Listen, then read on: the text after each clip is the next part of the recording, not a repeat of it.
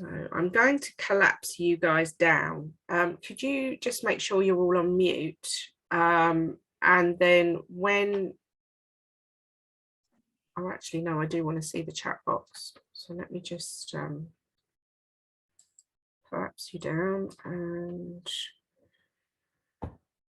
so what I want to talk to you today about is ways to generate leads to your business, but also how to assess what you're doing at the moment and what you may do, whether or not these are good strategies for you and your business, because every business will have great ways to generate leads for their business, but it might not work for another business. So for example, you know, what Carol's doing may not work for Raina. So I think the important thing is there is so many things out there that you can do, is to assess what you're doing already. And then when you take on and do some new things, then you must be able to test and measure those and assess whether they're working. So I thought the first thing to ask all of you is what currently are your top 3 lead generators? So if you can pop those into the chat box so that I can see what your top 3 are. So what would you say the top 3 things that are generating leads for your business? You can just put that into the chat box for me.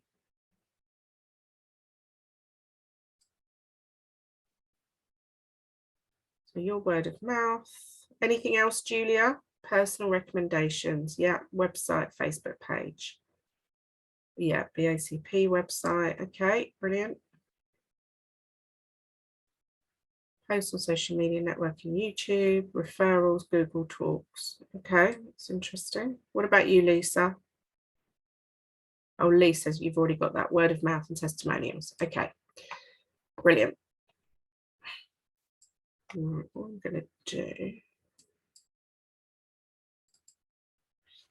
So what I'm not going to talk about is word of mouth, because yes, that is a great lead generator, but I'm going to be talking about all the activities that you can do.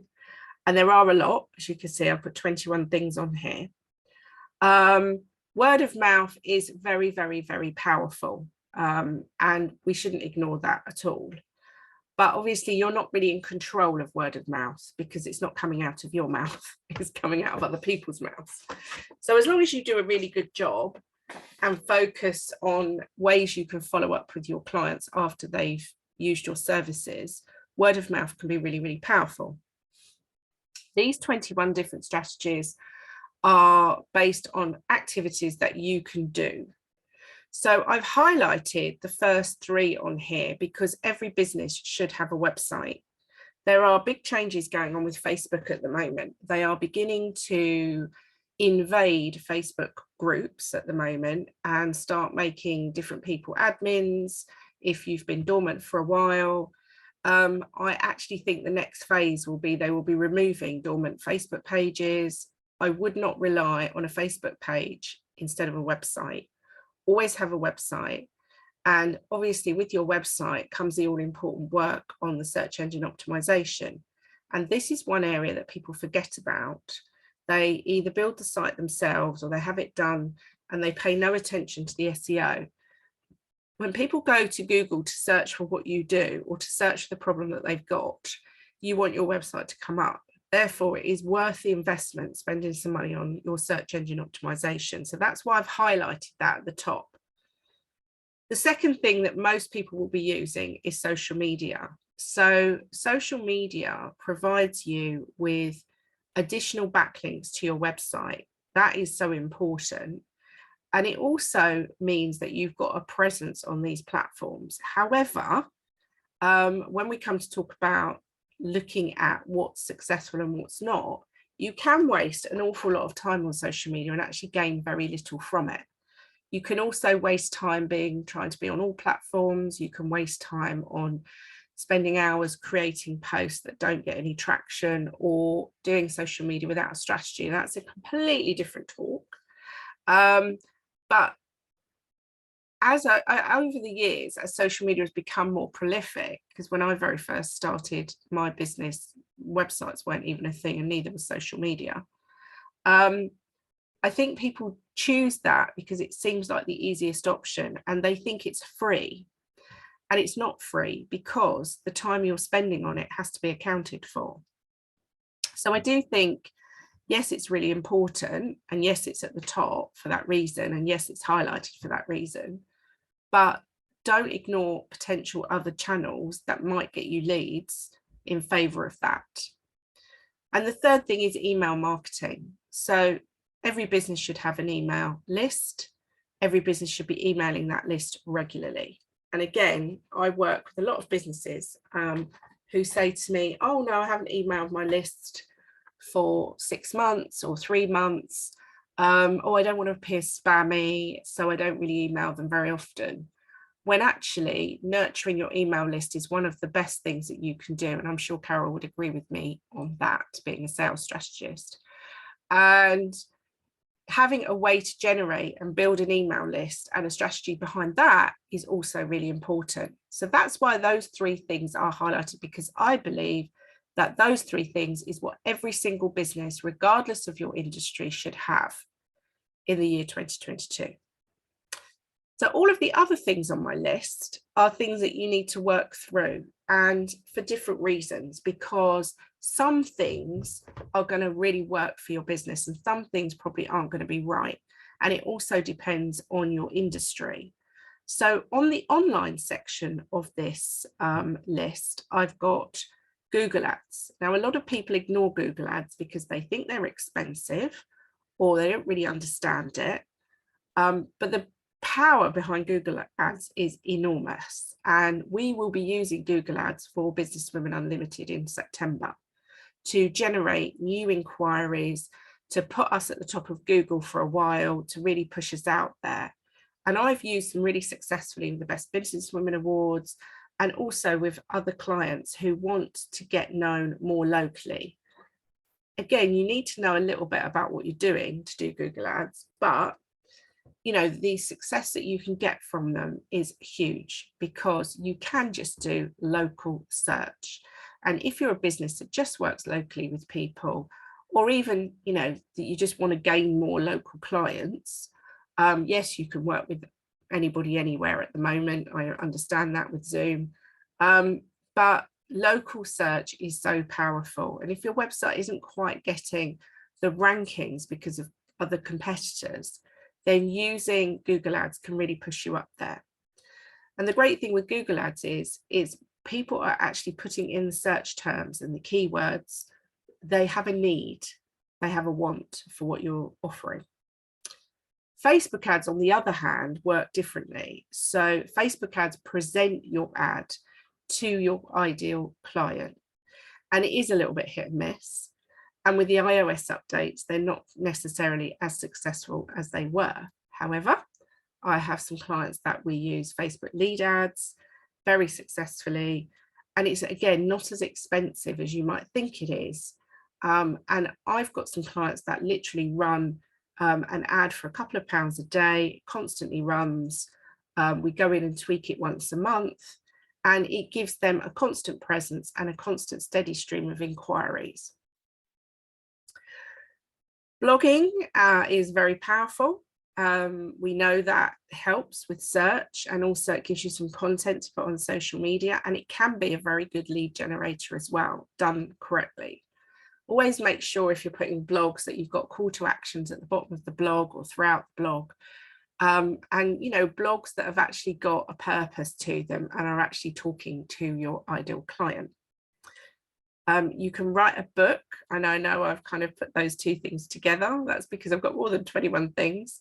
But you could also do, I've contributed to other people's books, and I've also obviously written my own book.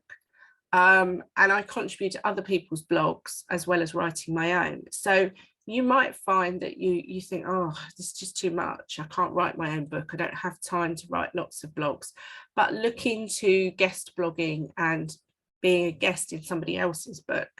I've just received another book this morning, actually, that I've contributed to on Business Awards, the second book that I've contributed to on that.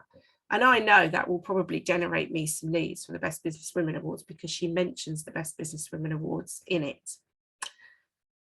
You could do a course. Lots of you sitting here today have got, you know, knowledge that you can share, and having a live course or a recorded course is a great lead generator. And I know Carol uses a lot of that methodology with her sales strategy business. I do think I've got both. I've got a course that people can buy, an awards masterclass, and I do occasionally run other courses as well online. And I would suggest that, again, part of a strategy of lead generation, these are really important. Podcast, definitely, again, got a podcast at the Business Awards show, which I launched a year ago. That's been a great lead generator for me for the Best Businesswomen Awards. And I would say that I've been a guest on a number of podcasts as well on lots of different topics, and that has definitely generated leads without a doubt. So again, if you don't have the time to do your own podcast, look at ways of becoming a guest on a podcast. There are lots of Facebook groups out there for podcasts who are always looking for guests on different topics. And if they've got your audience, this is an ideal way to get right in front of people that are potentially looking for support with what you do. Carol mentioned when we asked about lead generation tools that she uses video. Video is extremely powerful. Having a YouTube channel, uploading video on there, and some of the things that you can do, you can repurpose in other ways. So when we record the podcast, we record it as a video, we put it onto YouTube, we then put it onto our podcast, and then we will transcript some of that to use as social media posts and blogs. So when you're creating pieces of content, they can be repurposed elsewhere, and this will give you extra opportunities for leads for your business. So these are all of the things that you can do online for your business. I did add book in there, probably it didn't really belong there. However, I wanted to get that in because I know how powerful the book's been for my business and also for other businesses that I know who've written a book. So then we move on to in-person. So generating leads at networking events can be difficult. And the reason it can be difficult is because people don't necessarily go about networking in the right way. So they turn up at networking, deliver a 1 minute, and then kind of expect people to come to them, and they expect that things are going to magically happen. And actually, nothing's magically going to happen at all. You might end up as a fluke sitting next to somebody that just happens to need what you're doing, but it's a fluke. So networking is about building relationships, and it comes back to the word of mouth that we spoke about at the very beginning. Because if you can start building a great reputation and building good relationships with other business owners, educating them about what you do, supporting other people, they will say good things about you to other people, which is what you want. And you want people to think of you when someone says, oh, I've got a friend who needs a dog sitter for the summer holidays, or I've got a friend who needs to book a holiday, or I've got a friend with a stammer, etc., etc. So my point is that never ever go to networking events to sell your services, always go to support and build relationships. And it can be extremely powerful if you actually go about it in the right way. I've also got on my list events, because actually events can be a huge lead generating tool. So Carol is at the moment running a month-long online summit, which isn't online, but it's an event. And that will no doubt generate her lots of leads for her business and for those participating. So you might want to think about, could you organise an online event or an in-person event? And in-person events I found over the years to be really successful, because again, it's that person-to-person contact, building relationships with people that really, really works. And done in the right way, they can be amazing in terms of generating leads, which is why, you know, I've run the 3 Counties Expo over the years, because it's just been so valuable, not just for me, but all the businesses that participate. You might want to think about what kind of event you could do that would attract new clients to you. Speaking is also a massive lead generator, and you don't necessarily have to be speaking in front of a lot of people. Because again, if you're asked to speak at an event and it has your ideal clients, ultimately you only need a few handful of people to come to you to want to work with you. And speaking is a great way of getting your name out there, your reputation, and really catapulting your business. I spoke at an online summit last year. It was actually to do with mums the summit was about inspiring mums on their next stage of their journey. So it was particularly aimed at mums who had been at home for a while, hadn't really done very much in terms of their own career. They've been focused on their children. And I ended up with a client, a marketing client out of it, who was just also one of the speakers, and went on to do loads of work with her. And I also got clients for Mums Unlimited from it. So I think sometimes things come out of speaking that you don't necessarily expect is going to happen. And raising your awareness of what you're doing, if you can get people to share their thoughts on your talk and interact with them while you're talking, if they're sharing that publicly on social media, for example, then that's really, really good credibility for you and your business. Cold calling often gets ignored. And I work with a couple of people who freelance for me doing cold calling. Now, you might think, oh, but actually cold calling can be really powerful. Done it again in the right way, because you can do cold calling in a way that is not great and will end up getting, people's backs up. But actually done in the right way, with the right person at the other end of the phone, it can really, really get you some great leads. And again, I've used it for my business, for the awards, for sponsorship, but I've also used it for clients that are looking to get appointments, get in front of people. In particular, a client that was looking to get into golf clubs. This was a great strategy for them, because they had a particular type of service, and we used LinkedIn to warm up those leads first, to actually connect up with people, to actually get the right names. You can buy lists as well, and got on the phone and made appointments, and it was really successful. So don't ignore it. Depending on what you do, it can be a really good lead generator. Business exhibitions as well, they're all coming back now. I'm constantly getting invited to different exhibitions over the next few months that are taking place. See what's going on in your industry, see what's going on in your local area, because again, these can be a great way to meet people and generate leads for your business. Awards are also on here, because I'm a great advocate that business awards really get you noticed and for sure generate leads for your business. They really do give you the opportunity to share your story with a judging panel.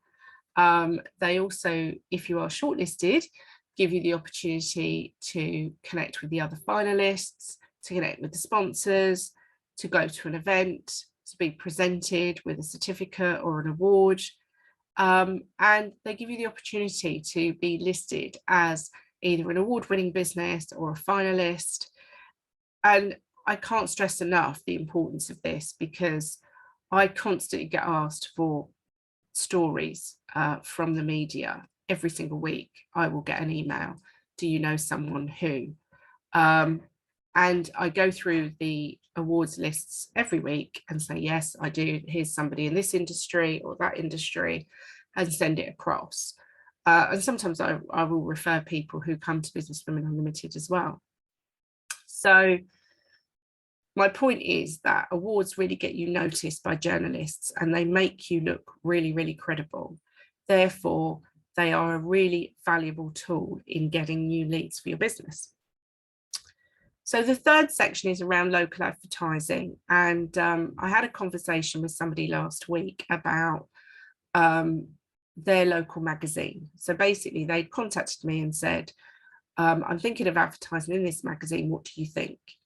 And we know that readership of magazines has dropped over the years. There's no doubt about that. However, for a lot of businesses, they are still very effective. And if you get a local magazine through your door, have a look through it, and you might see that the same businesses are advertising every single month. So clearly they wouldn't be advertising every month if it didn't work for them.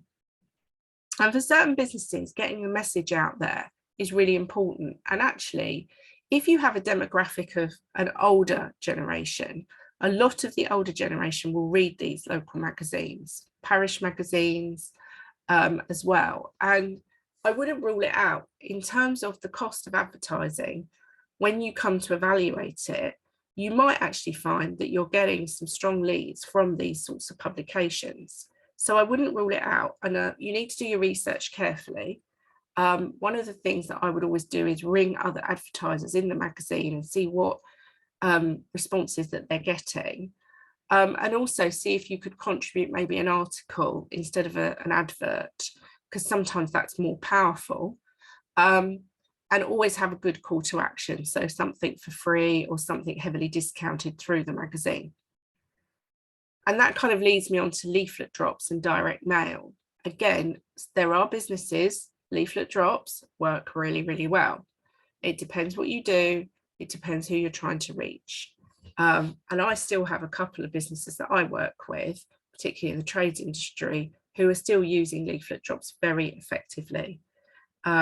So it's not something that you might think, oh, you know, that's quite old fashioned, but it does depend on what you do, and it might work really, really well. Direct mail does work as well. And again, it's something that's been forgotten about because of email marketing and social media. However, if you're going to buy a list, let's just say to target companies or individuals, then you might want to think, well, I'll do some direct mail first and follow it up with a call.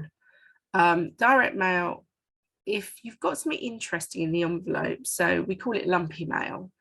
So we've just done a campaign where the client put Kit Kats into the envelopes, also made the envelope gold, so it stood out, it didn't look like a bill, it looked like something interesting, and of course people will open it.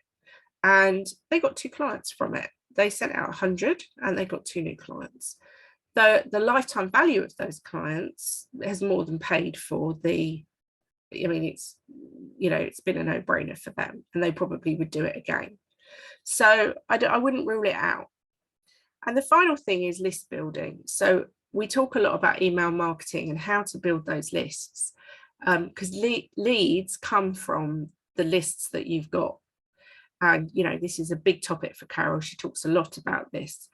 And the way that you can build your list, because a lot of people say to me, well, you know, I've got an email list, but I haven't added anybody for ages. No one ever signs up on my website. You've got to go out there and actually make that list bigger. You've got to be proactive. So these are some of the ways that you can build your list. Webinars are really good. So online events, webinars, you know, but you need a campaign behind that to support it. But I do think it's a really good way of getting in front of people. Again, participating in things like Carol's Summit is also a really good tool, because you're getting out there, you're meeting people online. But if you run your own online webinar or course or whatever it is that you're doing for free, you will get signups and you will build your list from that. Also, you can look at a Facebook group as a way. You can set the questions in your Facebook group, so people have to actually give you their email address to be part of it. And again, I have another client that has done just that and has built her email list from doing that. You're going to get, with these methods, when you run anything for free, you're going to get people who expect things for free. But you will get people, a percentage of those people that will go on to purchase from you. So it is a bit of a numbers game. And that leads on to challenges and special offers. So thinking about how can you build that list further and getting people to participate in things with you. So a challenge is definitely a good lead generator. Lots of my clients have run challenges over the years that have been really successful. and special offers as well. So, you know, having special packages, things that really make people sit up and look. And the final thing on this list is lead magnets. You probably heard that term. You may have used them yourself. And that could be a PDF, which has got information on it that people might be interested in reading, or it could be an ebook. We ran a really successful campaign with the awards with an ebook. We had an ebook created. It's about 10 pages long. It's got lots of images in it, but lots of information about the awards. And we used that as a lead magnet with a Facebook ad campaign. And it drove people to download it. They had to put their email in to download it. And I think we ended up with about 200-300 signups just from that one campaign. Or you can do a quiz. And again, used quizzes with a few of my clients. And these are quizzes that allow people to kind of examine where they are with their life or where they are with their business. And then to get the results of their answers to their questions, they have to put in their email address. So I did one about being, what is your current financial fitness? Did that for one of my clients, and we used a score app for that. And we had a series of questions, and then it emailed them the responses of where they were, and with lots of ideas and a link to an ebook. So, you know, you have to put your thought behind all of these things, but they're all strategies that can really work for your business. So where are your clients? Where can you find your audience? And this is a question lots of people ask me. You need to do your research. So a lot of business owners set up their business and they don't do an awful lot of market research. And I know this because I speak to so many people. And, you know, we all know we have to understand who our ideal client is, and we have to understand their needs, and we have to understand how their business helps, how your business will help them. And we have to gain an insight into what they're going to respond to. So you need to understand what marketing channels will be best to reach them. So you can look at it with trial and error versus proper research. So proper research comes down to you maybe getting together a few of your ideal clients in a focus group, presenting them with some potential ads and information, and asking them, where did they hear about you? What would they respond to? Where did they hang out online? Where did they see ads that they respond to? And that can be really valuable, because even 10 people can give you some really good ideas.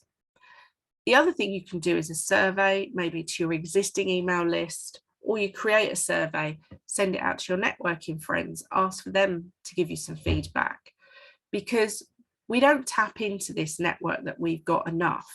And actually, you know, within Businesswomen UnLtd, we've got a lot of people, and I know people are always willing to help one another. So set up a survey and ask people's views and opinions.